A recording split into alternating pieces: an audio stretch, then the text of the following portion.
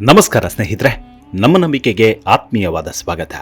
ಸ್ನೇಹಿತರೆ, ಅಡಕೆ ಕದ್ದ ಮಾನ ಆನೆ ಕೊಟ್ಟರೂ ಬಾರದು ಎಂಬಂತೆ ರಾಜ್ಯ ಸರ್ಕಾರದ ಮಾನ 3 ಕಾಸಿಗೆ ಇಲ್ಲದಂತೆ ಆಗೋಗಿದೆ. ಸರ್ಕಾರದ ಮಾನವನ್ನ ಸುಪ್ರೀಂ ಜಡ್ಜ್ ಒಬ್ಬರು ತುಂಬಿದ ಸಭೆಯಲ್ಲಿ ಹರಾಜು ಹಾಕಿದ್ದಾರೆ. ಅಲ್ಲದೆ ಸಿಎಂ ಸಮ್ಮುಖದಲ್ಲೇ ಸರ್ಕಾರಕ್ಕೆ ಬಿಸಿ ಮುಟ್ಟಿಸಿದ್ದಾರೆ. ಸಂಗ್ರಹವಾದ ಹಣದಲ್ಲಿ 80% ನ್ಯಾಯಾಂಗಕ್ಕೆ ಕೊಡಿ ಎಂದು ಮುಖಾಮುಖಿ ಸಿಎಂಗೆ ಪ್ರಶ್ನೆ ಮಾಡಿದ್ದಾರೆ. ಈ ಮಾತು ಕೇಳ್ತಿದ್ದಂತೆ ಸಿಎಂ ಸಿಡಿಮಿಡಿಗೊಂಡಿದ್ದಾರೆ.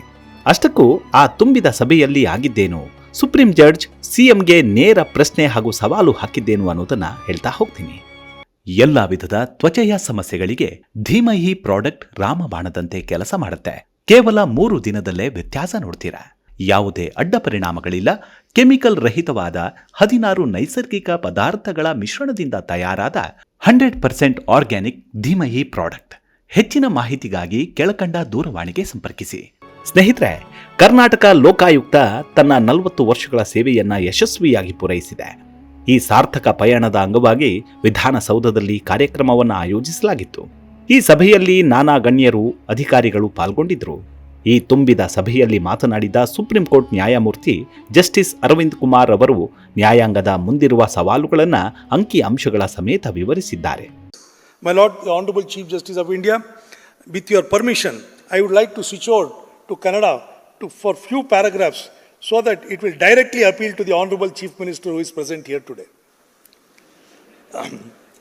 ಮಾನ್ಯ ಮುಖ್ಯಮಂತ್ರಿಗಳೇ, ಕರ್ನಾಟಕ ರಾಜ್ಯದ ನ್ಯಾಯಾಂಗ ವ್ಯವಸ್ಥೆಗೆ ತಮ್ಮ ಸಹಕಾರವನ್ನು ನೀಡುತ್ತಿರುವುದು ಶ್ಲಾಘನೀಯ. ನ್ಯಾಯಾಂಗಗಳ ಕಟ್ಟಡಕ್ಕೆ ಮತ್ತು ನ್ಯಾಯಾಧೀಶರ ನಿವಾಸಗಳು ವಿವಿಧ ಜಿಲ್ಲೆಗಳಲ್ಲಿ ಸ್ಥಾಪಿಸುವುದು ಅತ್ಯವಶ್ಯಕ. ಈ ವಿಷಯಕ್ಕೆ ಸಂಬಂಧಿಸಿದಂತೆ ಪ್ರಸ್ತಾವನೆಯನ್ನು ಕಳುಹಿಸಿದಾಗ ಮಂದಗತಿಯಲ್ಲಿ ಅದರ ಬಗ್ಗೆ ರಾಜ್ಯ ಸರ್ಕಾರದ ಅಧಿಕಾರಿಗಳು ಸುಮಾರು ಬಾರಿ ಗಮನಹರಿಸಿರುತ್ತಾರೆ. ಅಲ್ಲದೆ ಕರ್ನಾಟಕದಲ್ಲಿ ನ್ಯಾಯಾಂಗ ವ್ಯವಸ್ಥೆಯ ಬಲವರ್ಧನೆಗೆ ರಾಜ್ಯ ಸರ್ಕಾರ ಮಂದಗತಿಯಲ್ಲಿ ಕಾರ್ಯನಿರ್ವಹಿಸುತ್ತಿರುವ ಬಗ್ಗೆ ತೀವ್ರ ಅಸಮಾಧಾನವನ್ನು ವ್ಯಕ್ತಪಡಿಸಿದ್ದಾರೆ. ಹೆಚ್ಚುತ್ತಿರುವ ವ್ಯಾಜ್ಯಗಳು, ಹುದ್ದೆಗಳ ಕಡಿತ ಮತ್ತು ಮೂಲ ಸೌಕರ್ಯದ ಕೊರತೆಯನ್ನ ಎತ್ತಿ ಹಿಡಿದಿದ್ದಾರೆ. ನ್ಯಾಯಾಂಗವು ಸರ್ಕಾರಕ್ಕೆ ಕೋಟಿಗಟ್ಟಲೆ ಆದಾಯ ತರುತ್ತಿದ್ದರೂ ಅದರ ಅಭಿವೃದ್ಧಿಗೆ ಕನಿಷ್ಠ ಹಣ ನೀಡಲಾಗ್ತಿದೆ ಎಂದು ದೂರಿದ್ದಾರೆ. ತ್ವರಿತ ಅನುಮೋದನೆಗೆ ಆಗ್ರಹಿಸಿದ್ದಾರೆ. ಕರ್ನಾಟಕ ರಾಜ್ಯದಲ್ಲಿ ನ್ಯಾಯಾಂಗ ವ್ಯವಸ್ಥೆಯ ಬಲವರ್ಧನೆಗೆ ಸಂಬಂಧಿಸಿದ ಪ್ರಸ್ತಾವನೆಗಳನ್ನು ರಾಜ್ಯ ಸರ್ಕಾರದ ಅಧಿಕಾರಿಗಳು ಮಂದಗತಿಯಲ್ಲಿ ವಿಲೇವಾರಿ ಮಾಡುತ್ತಿರುವುದು ಹಾಗೂ ಹುದ್ದೆಗಳ ಸಂಖ್ಯೆಯನ್ನು ಕಡಿತಗೊಳಿಸುತ್ತಿರುವುದಕ್ಕೆ ಸುಪ್ರೀಂ ಕೋರ್ಟ್ ನ್ಯಾಯಮೂರ್ತಿ ಜಸ್ಟಿಸ್ ಅರವಿಂದ್ ಕುಮಾರ್ ತೀವ್ರ ಅಸಮಾಧಾನ ವ್ಯಕ್ತಪಡಿಸಿದ್ದಾರೆ. 2023ರಲ್ಲಿ ರಾಜ್ಯದಲ್ಲಿ 17 ಲಕ್ಷ ಇದ್ದ ವ್ಯಾಜ್ಯಗಳ ಸಂಖ್ಯೆ 2025ರ ವೇಳೆಗೆ 22 ಲಕ್ಷಕ್ಕೆ ಏರಿಕೆಯಾಗಿದೆ. ಹೊಸ ಕಾನೂನುಗಳು ಜಾರಿಗೆ ಬರುತ್ತಿದ್ದು ಅವುಗಳ ಅಡಿಯಲ್ಲಿ ನ್ಯಾಯ ವಿತರಣೆ ಮಾಡಲು ಆಧುನಿಕ ಮೂಲ ಸೌಕರ್ಯ ಮತ್ತು ಹೆಚ್ಚಿನ ನ್ಯಾಯಾಧೀಶರ ಅಗತ್ಯವಿದೆ.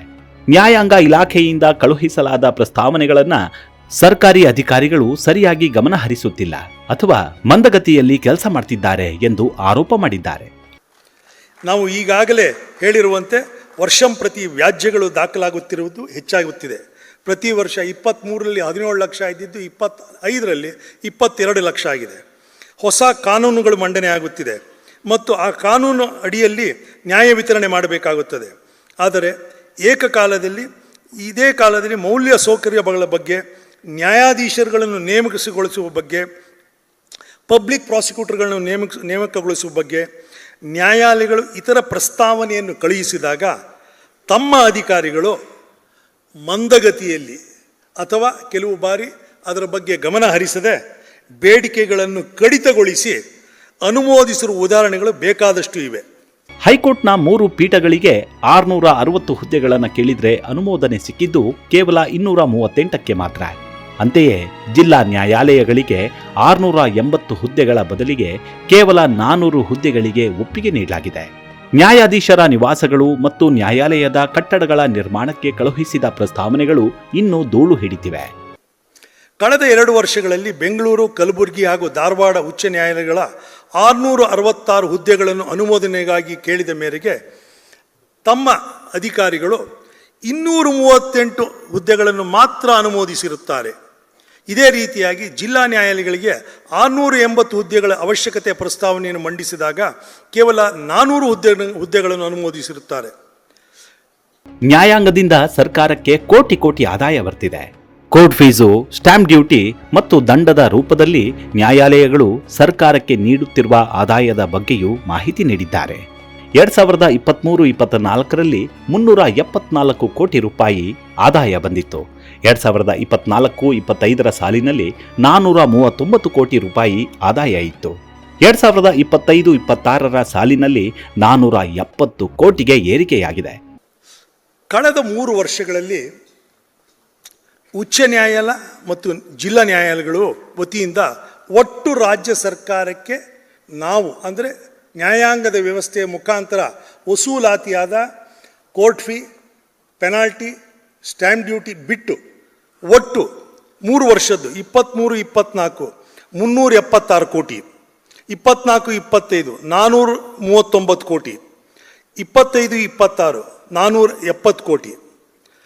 ಸರ್ಕಾರಕ್ಕೆ ನಾವು ನೀಡುತ್ತಿರುವ ಆದಾಯದ ಪೈಕಿ ಕನಿಷ್ಠ 75-80% ಹಣವನ್ನು ನ್ಯಾಯಾಂಗದ ಅಭಿವೃದ್ಧಿಗೆ ನೀಡಿ ಎಂದು ಮನವಿ ಮಾಡಿದ್ದಾರೆ.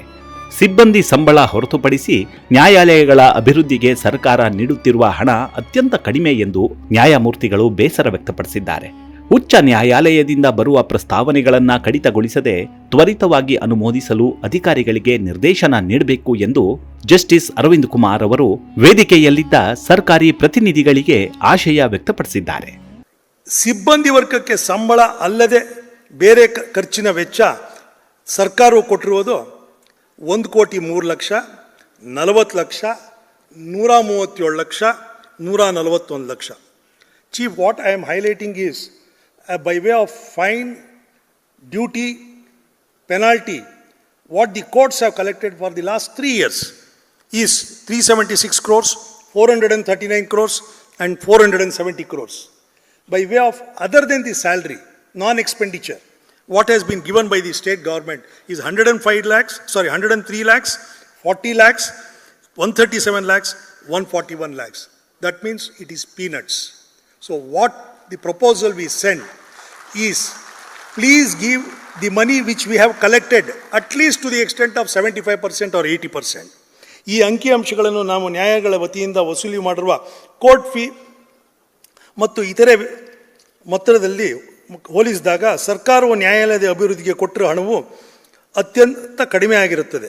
ಆದ್ದರಿಂದ ಉಚ್ಚ ನ್ಯಾಯಾಲಯದಿಂದ ಬರುವ ಪ್ರಸ್ತಾವನೆಗಳನ್ನು ಕಡಿತಗೊಳಿಸದೆ ತ್ವರಿತವಾಗಿ ಅನುಮೋದಿಸಲು ತಾವು ಖಂಡಿತವಾಗಿ ನಿರ್ದೇಶನ ಈ ಕೂಡಲೇ ಕೊಡುತ್ತೀರಾ ಎಂದು ಆಶಾಭಾವದೊಂದಿಗೆ ಇರುತ್ತೇನೆ.